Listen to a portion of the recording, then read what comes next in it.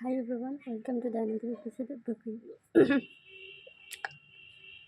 আজকে যে বইটা নিয়ে কথা বলবো সেই বইটা নিয়ে কথা বলার আগে আমার মনে হয় বেশ কিছু কথা বলে নেওয়া দরকার, তাতে বইয়ের যে বিষয়বস্তু সেটা সকলের বুঝতে সুবিধা হবে।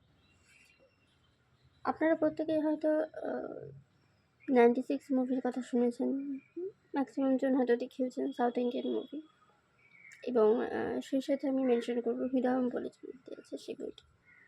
তো এই দুটো সিনেমাই যারা বাঙালি আছেন তাদের কাছেও ভীষণ জনপ্রিয়, এবং যারা সাউথ ইন্ডিয়ান আছেন তাদের কাছে তো জনপ্রিয় বটে।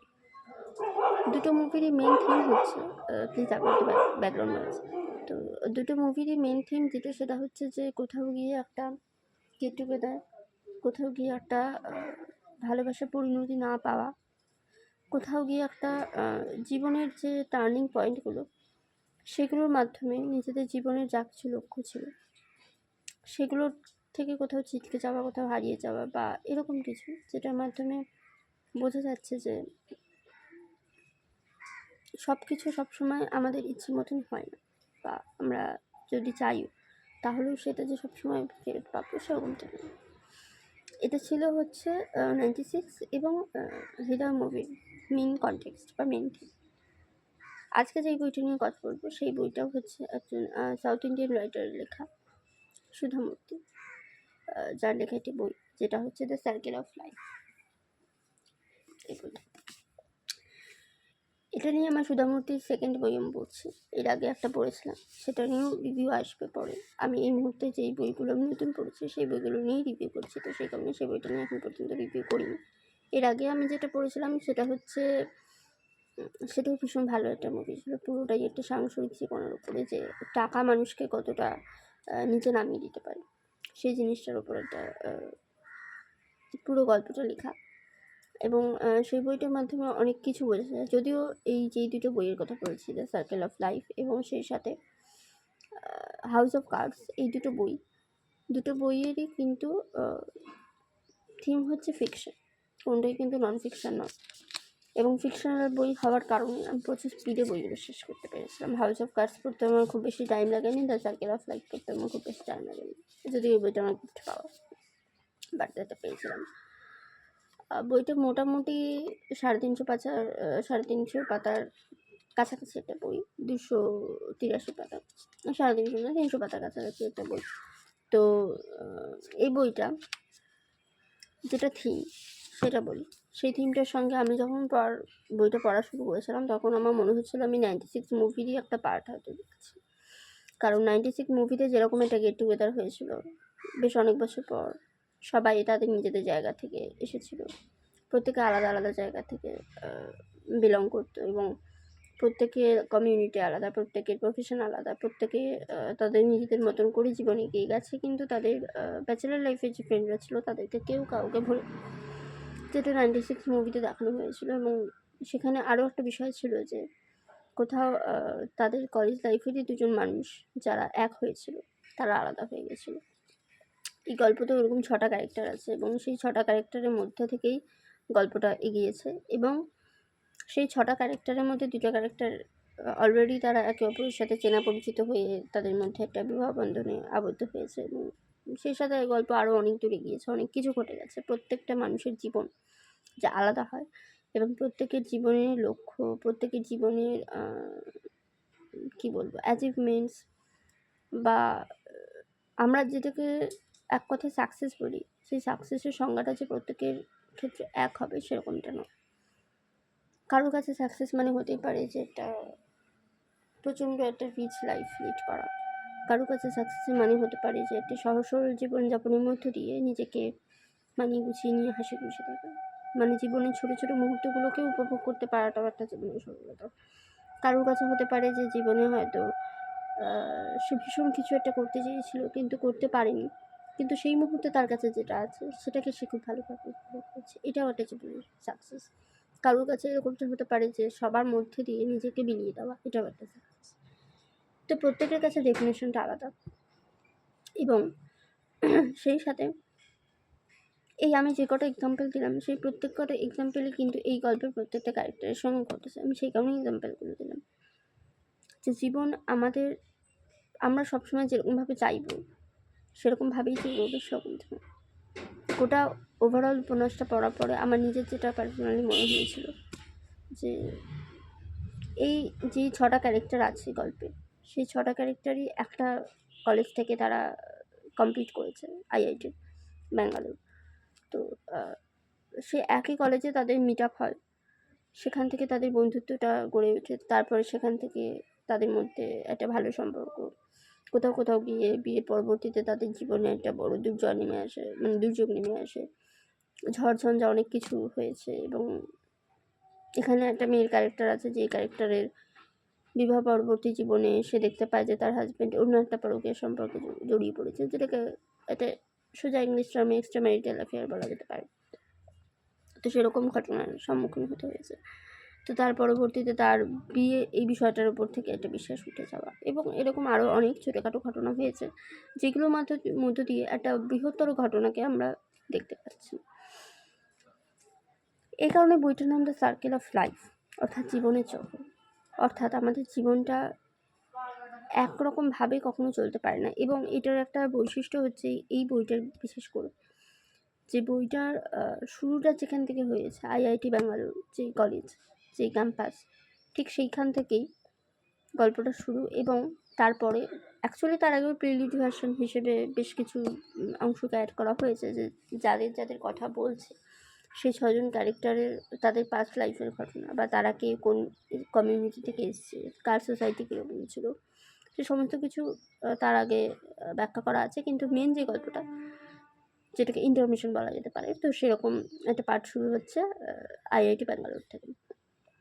এবং 25 বছর পর যখন তারা আবার মিট করছে, তারা কিন্তু আইআইটি ব্যাঙ্গালোর যে ক্যাম্পাস, সেই ক্যাম্পাসে তারা মিট করেছে, এবং সবাই মিলে একজোট হয়ে তারা আড্ডা দিয়েছে, তারা নিজেদের লাইফের কথা একে অপরের সাথে শেয়ার করেছে, তাদের কার্যক্রমে কী কী হচ্ছে। মাঝখানে 3-4 জনের মধ্যে কন্ট্যাক্ট থাকলেও বাকি 2জনের সাথে সেইভাবে কন্ট্যাক্ট থাকতো না। তো পুরো বিষয়টাই হচ্ছে একটা বন্ধুত্বের ওপর। গোটা গল্পটার মধ্যে বন্ধুত্ব আছে, প্রেম আছে, ছেড়ে যাওয়া আছে, অভিযোগ আছে, সাংসারিক চাপে পড়ে কিছু কিছু ক্ষেত্রে যে নিজের কেরিয়ারকে স্যাক্রিফাইস করতে হয়, শুধুমাত্র সেটা একটা মেয়ের জীবনে, সেটাও কোনো একজনের লক্ষ্য হতে পারে, সেটাকেও এখানে গ্লোরিফাই করা হয়েছে, এবং আরও অনেক কিছু। তবে এই বইটার মেন যেটা আমার ভালো লেগেছে সেটা হচ্ছে যে প্রত্যেকে তাদের জীবনের চয়েসগুলোকে নিজেদের মতন করেই চুজ করেছে। এরকমটা কখনো মনে হয়নি যে তাদের লাইফে সব কিছু কেউ না কেউ চাপিয়ে দিয়েছে। তাদের প্রত্যেকটার ক্যারেক্টারের লাইফে যা কিছু হয়েছে, তারা তখন সেই মুহূর্তে দাঁড়িয়ে সেটাকে অ্যাকসেপ্ট করতে শিখেছে, এবং তারা সেগুলোকে অ্যাকসেপ্ট করে নিয়ে যেরকমভাবে জীবনটা চলেছে, তারা সেভাবেই জীবনটাকে নিয়ে গেছে, নতুন করে কোনো অভিযোগ জানায়নি। কারণ জীবনের প্রতি অভিযোগ জানিয়ে কোনো লাভ নেই, কারণ জীবনটা উপরে যিনি বসে আছেন তার দান করা। তাই আমাদেরকে তার মতন করে আমাদের নিজেদের জীবনটাকে গুছিয়ে নিতে হবে, যাতে আমরা সেই পথ দিয়ে চলার জন্য নিজেদেরকে যোগ্য তৈরি করতে পারি। বইটা পুরোটাই ইংলিশের একটা বই, এবং এখানে একটা কোটেশন আমি বলতে চাই, তাহলে পুরো বইয়ের যে থিমটা সেটা বোঝা হবে। To life which has shown me many colors, plenty of ups and downs, and taught me the invaluable lessons that no book can teach, no book can teach. এটার মর্মার্থটা হচ্ছে যে এটা অ্যাকচুয়ালি উৎসর্গ একটা বলা যেতে পারে। প্রত্যেকটা বইয়ের যেরকম উৎসর্গ থাকে, তো এটা হচ্ছে একটা উৎসর্গ। তো এখানে সুধামূর্তি উৎসর্গ করেছেন জীবনকে, যে আমাকে বহু রং দেখিয়েছে, অনেক রকমের ওঠাপড়া দেখিয়েছে, এবং শিখিয়েছে কিছু অমূল্য লেসন, যেগুলো কোনো বই আমাকে কখনো শেখাতে পারে না। অর্থাৎ জীবন আমাদেরকে যা কিছু দেখায়, সেই সমস্ত কিছুকে আমরা কখনোই উপেক্ষা করে যেতে পারি না। হয়তো অনেকের জীবনে এরকম আছে যে জীবন হয়তো তাদেরকে যতটা না শিখিয়েছে তার থেকে অনেক বেশি তারা বই পড়ে শিখেছে। আমার ক্ষেত্রে যেরকম পার্সোনালি আমি আমার লাইফের অনেক ধরনের এক্সপিরিয়েন্স, অনেক ধরনের অনেক কিছু, যেগুলো হয়তো আমার জীবনে ঘটতে পারত বা ঘটার কথা ছিল, সেই সমস্ত ধরনের ঘটনা, সমস্যাটা এবং সেই সাথে সমাধান, দুটোকেই আমি কিন্তু বই পড়েই জানতে পারছি। এবং সেই কারণে আমার কাছে বই হচ্ছে একটা অন্যতম পছন্দের জিনিস, যেটা আমাকে শুধুমাত্র যে আমাকে আমি করে তুলেছি সেরকমটা নয়, সেটার সাথে সাথে আমাকে জীবনে চলার উপযুক্ত করে তুলেছে। এটুকু আমি বলতেই পারি যে যাদের জীবনে বই আছে তাদের জীবনে আর কিছু দরকার কখনো পড়বে না। তো গল্পটা হচ্ছে 3 জন মেয়ে এবং 5টা ছেলের গল্প। তারা আলাদা আলাদা সোসাইটি থেকে এসেছে, বিভিন্ন রাজ্য থেকে, এবং তাদের ভাষাও ভিন্ন। কিন্তু তাদের মধ্যে যে একটা জিনিস কমন ছিল সেটা হচ্ছে যে জ্ঞানের প্রতি ভালোবাসা। এটার পরিপ্রেক্ষিতে বলা যেতে পারে যে তাদের বাড়ি এবং আশেপাশের পারিপার্শ্বিক পরিবেশ এবং সব কিছুকে মানিয়ে গুছিয়ে নিয়ে তারা ব্যাঙ্গালোরে তাদের নিজেদের লক্ষ্য পূরণ করতেই এসেছে। এই পুরো বইটা হচ্ছে তাদের জীবনের যে লড়াই সেইগুলো। তো ক্যারেক্টারের নামগুলো আমি একবার মেনশন করে দিচ্ছি: সুমিত্রা আইয়ার, উত্তরা রাও, জানকী, পারাঞ্জাপে, এবং আরও দুজন পুরুষ আছেন যাদের নাম হচ্ছে অরবিন্দ শাহ এবং শুভা রাও। তো এই 5টা ক্যারেক্টারকে নিয়ে হচ্ছে এই গল্পটা। টোটাল আমি 6টা বলেছিলাম। তো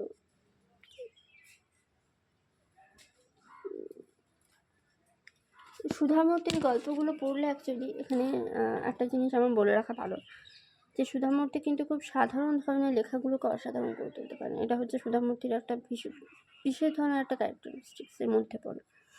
কারণ আমি যখন হাউস অফ কার্ডস পড়েছিলাম, সত্যি ওটা তাসের ঘর ছিল। কারণ ওই গল্পটারও কনটেক্সটটা কাইন্ড অফ এরকম ছিল যে একটা জিনিস তারা গড়ে তুলতে তুলতে হঠাৎ করেই সেটা ধসে পড়ছে। সেই বিষয়টাকে নিয়ে আমি অন্য একদিন রিভিউ করব। কিন্তু সুধামূর্তির আমি 2টো গল্পই পড়লাম। 2টো গল্প পড়েই আমার যেটা মনে হলো যে উনি হচ্ছেন ভীষণ সহজ সরল একটা জীবনযাপন করতে ভালোবাসেন, এবং সেই সাথে মানে আমাদের আশেপাশেই সেই সমস্ত ধরনের মানুষগুলো ঘুরে বেড়ায় যাদেরকে আমরা চোখের সামনে দেখতে পাচ্ছি। সেই ধরনের মানুষদেরকে নিয়েই কিন্তু তিনি লেখালেখি করেন।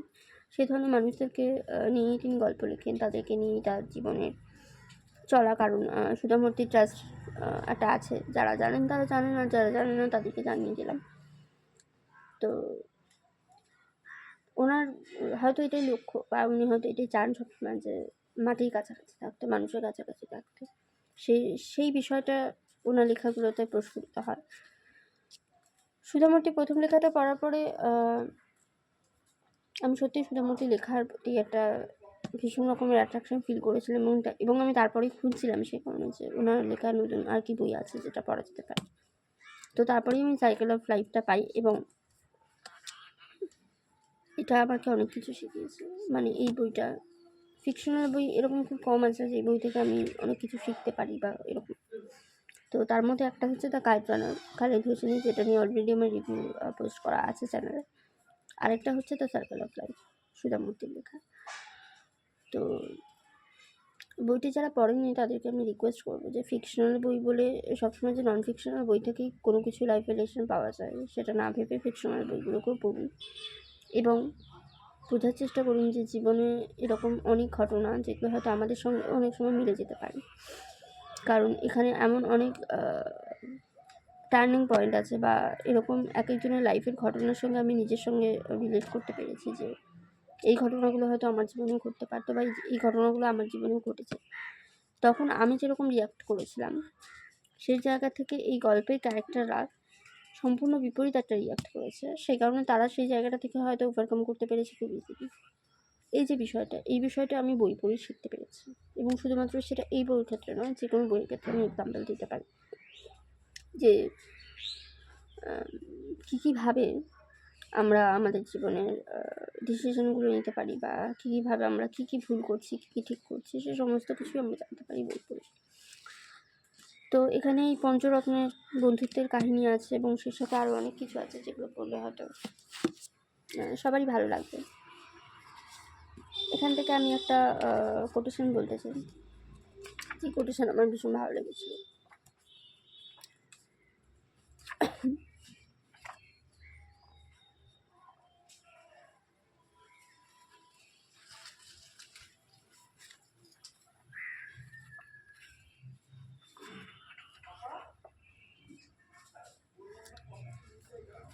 একটা লাইন আমি বলছি, যে লাইনটা আমার ভীষণ পছন্দের, ওই বই থেকে আমার খুব ভালো লেগেছিলো। সেটা হচ্ছে the sky is limit. You have to enjoy your every bit of those. Life is a colorless painting. You can paint it the way you want. People with enthusiasm paint it colorfully. Pessimistic people do it differently. তো কেউ একজন তাকে জিজ্ঞেস করছেন যে what is life, জীবনের সংজ্ঞাটা কী?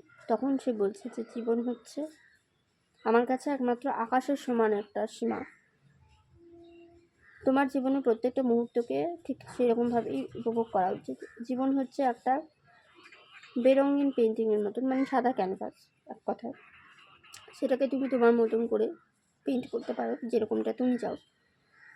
যাদের মধ্যে প্রচণ্ড এনথুসিয়াজম আছে, প্রচণ্ড এনার্জেটিক যারা, তারা এটাকে প্রচণ্ড রং দিয়ে পেন্ট করে। আবার যারা পেসিমিস্টিক মানুষ, তারা তাদেরকে বিভিন্ন রকমভাবে অন্যরকমভাবে পেন্ট করে।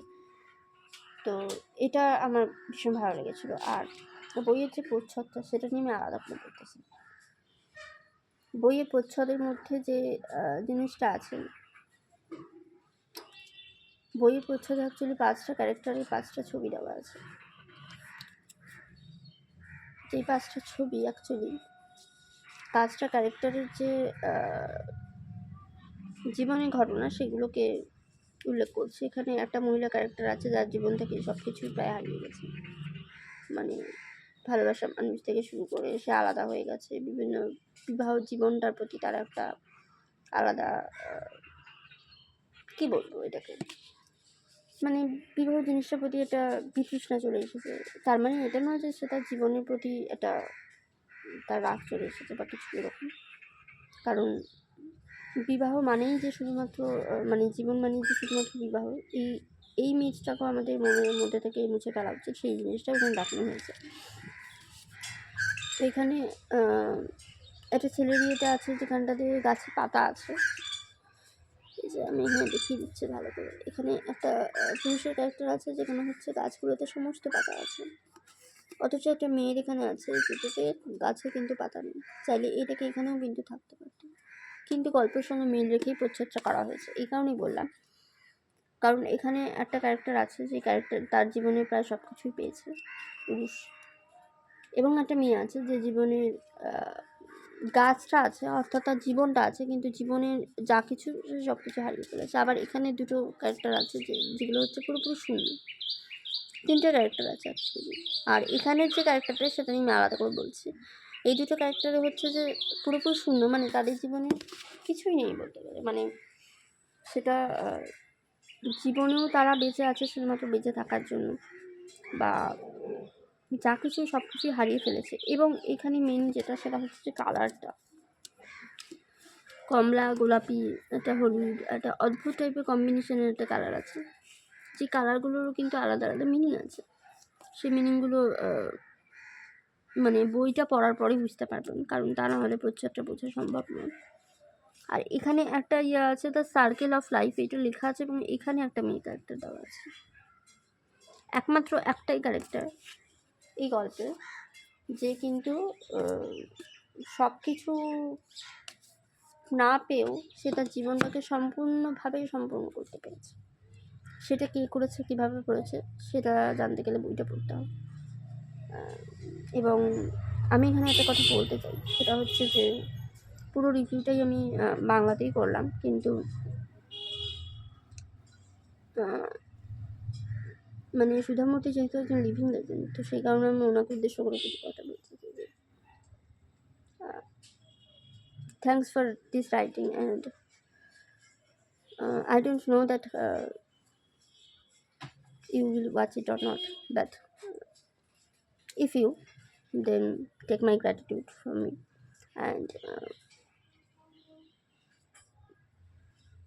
And I have just nothing to say about your book, because this is something that is beyond of words. So yeah, that's it.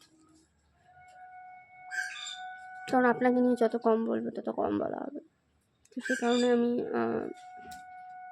Just এই কটা ওয়ার্ড আমার এই মুহূর্তে মনে হয় যে আপনার জন্য। তবে হ্যাঁ, আরেকটা কথা বলে দিতে পারি, সেটা হচ্ছে যে পুরো রিভিউটা যদি যারা নন বেঙ্গলি আমার লিসেনার যারা শুনতে চান আমাকে, তারা প্লিজ ফেসবুকে যদি দেখেন তাহলে ফেসবুকের যেখান থেকে ল্যাঙ্গুয়েজ চেঞ্জ করা যায় সেখান থেকে আপনারা কিন্তু অরিজিনাল অডিওটাকে ইংলিশে কনভার্ট করে নিতে পারবেন বোঝার সুবিধার্থে। আর যারা বেঙ্গলি আছেন তারা তো পেয়ে পারবেন। তো আজকের রিভিউটা এই পর্যন্তই। ফিরে আসবো নতুন কোনো একটা বই নিয়ে। আর আপনারা কোন কোন বইয়ের উপর রিভিউ দেখতে চান সেটাও আমাকে কমেন্ট করে অবশ্যই জানাবেন, অ্যান্ড কেমন লাগছে আপনাদের রিভিউগুলো সেটাও আমাকে জানাবেন।